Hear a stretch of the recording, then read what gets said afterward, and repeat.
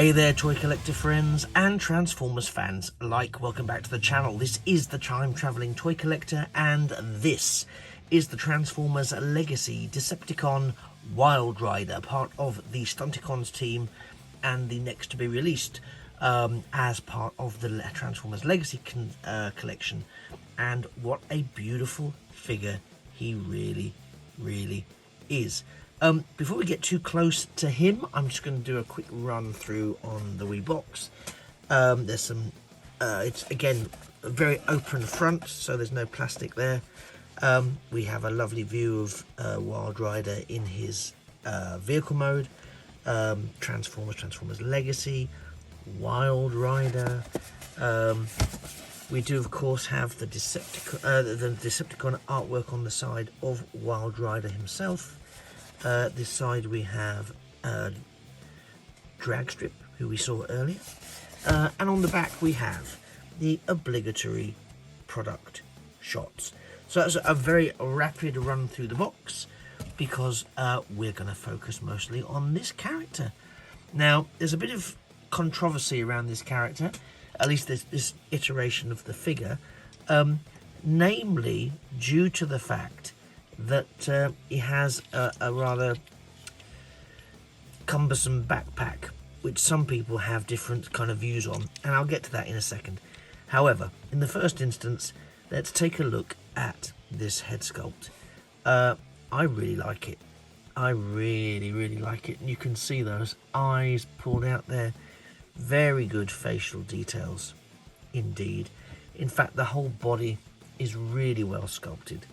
The detailing, the paint applications, really excellent. The detailing on the arms, the chest, the waist, you can see that there's indentations showing a little bit, hinting at battle damage from my reckoning. There's some lovely sculpting on the legs there, all the way down. We do have all the standard points of articulation, hips, thighs, knees, ankle joint. We've got waist rotation, rotation at the head on a little ball joint. We can also move shoulders, biceps, elbows and wrists. Let's take a look at the back. So at the back, a lot of that G1 sense in terms of, you can see where there's bits of car there. Never more true than at this backpack. Now this is a fascinating piece. The original had a backpack, but it was more of a solid piece. That was, to be fair, pretty much in keeping with all of the Stunticons, more or less. But here it's sort of split down into these two side sections as well as that middle bit. And of course we've got the protruding translucent plastic there. So some people don't like this because it looks like these wheel sections hang down quite a bit. I'll be honest, I don't mind it too much. I think it gives him a really interesting silhouette.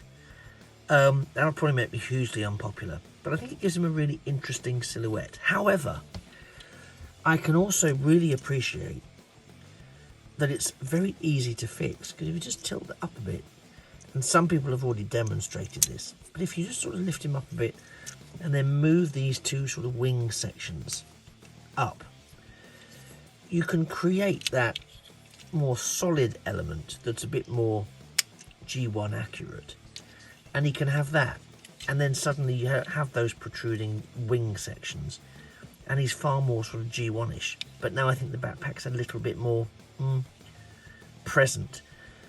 To be honest, I don't mind it either way. Part of me thinks, well, actually when he's relaxed maybe he looks one way, and when he's tense he looks the other. So I might spend some time playing with that to see which two iterations of Wildrider's backpack I find the most attractive. He's got these blasters here, as you can see. They are usable as separate entities. They can also combine, which I'll show you shortly in car mode.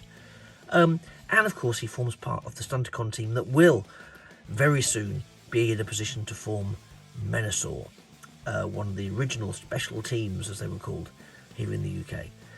So I think he's a lovely figure in robot mode, and very evocative, for me at least, very evocative of his good old G1 self, albeit with more articulation, far more articulation, and a much better detailing. So that's Wildrider in robot form. Let's see what he looks like when he transforms into vehicle mode.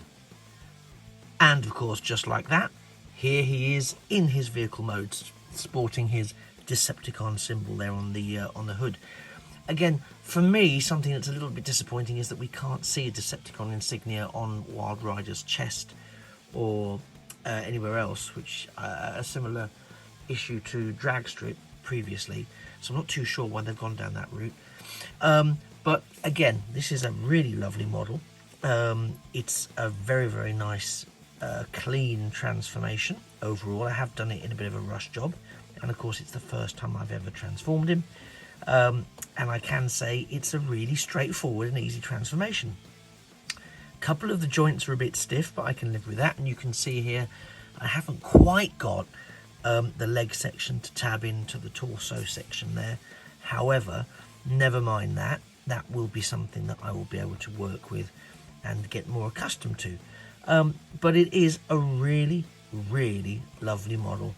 And I, for one, am very impressed. I really like how this figure looks. Let's get him in hand. So he's got that G1 detailing in terms of the colour strip.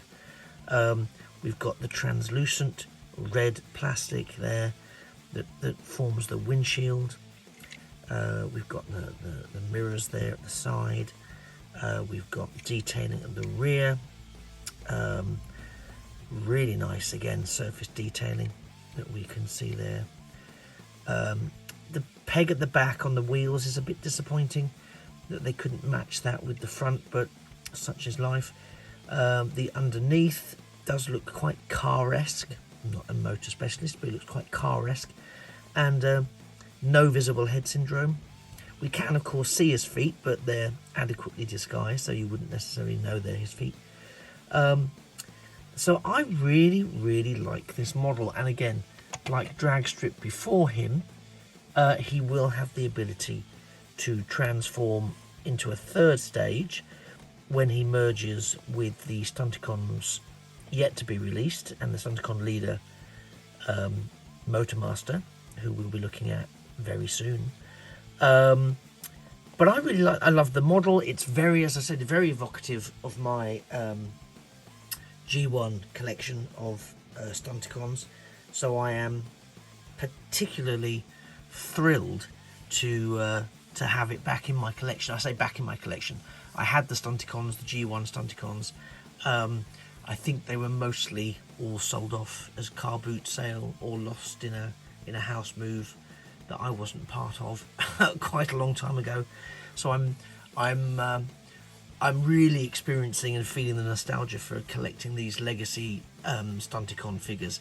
I'm also wondering whether we will get, with this lovely attention to G1 detail, which I know some people are for, some people are against, but either way, if you grew up with the G1 toys, you do, no matter where you fall on that sort of debate of whether Hasbro should look at doing new models or reinventions of, there is something about that recaptured G1 style that's reproduced with this modern, far more innovative and far more technically ingenious, really, engineering that they're able to apply to the figures when you compare it to what we had in the 80s. So I wonder whether we might see, and this doesn't come with any inside information, I'm afraid, but I would be really excited if we did see some aerial bots countering the Stunticons, just because. Why would we not? What a wonderful opportunity to do that, and finally have a legacy version of Menasor taking on a legacy version of Superion.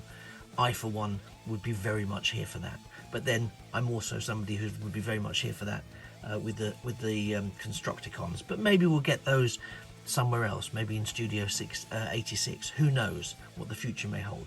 Anyway, enough babbling and future predictions and speculation from me. This has been Transformers Legacy Wildrider. Does he have a place in your collection? Well, if you're a Stunticon fan and a Transformers fan, then I think the answer has to be yes. What will he look like when he combines with Motormaster to produce Menasor? We shall see in the very near future, I have no doubt. In the meantime, he's a great standalone figure. I'm going to do some photos with him, possibly with drag strip, just to see how he shapes up and how well he photographs, and I'll try and attach those as ever to the end of the video. If you found this useful in terms of, do you want to get him, do you not want to get him, hit the like button. That's always very much appreciated and helps support the channel. Whilst you're thinking about supporting the channel, and why wouldn't you support the channel, because you're fantastic people, why not subscribe to the channel and turn on those notifications so you never miss a future video, be it Transformers, Doctor Who, Star Trek, Star Wars, Battlestar Galactica, G.I. Joe. Who knows what's coming in the future when we look across all of time and the various toys that time has given us. Thanks for being a fantastic audience. I am the Time Travelling Toy Collector. This has been Decepticon Stunticon Wildrider, and it just remains for me to say that I look forward to seeing you in a future video, and I hope you remember that a thing of beauty really is a toy forever, one to roll out.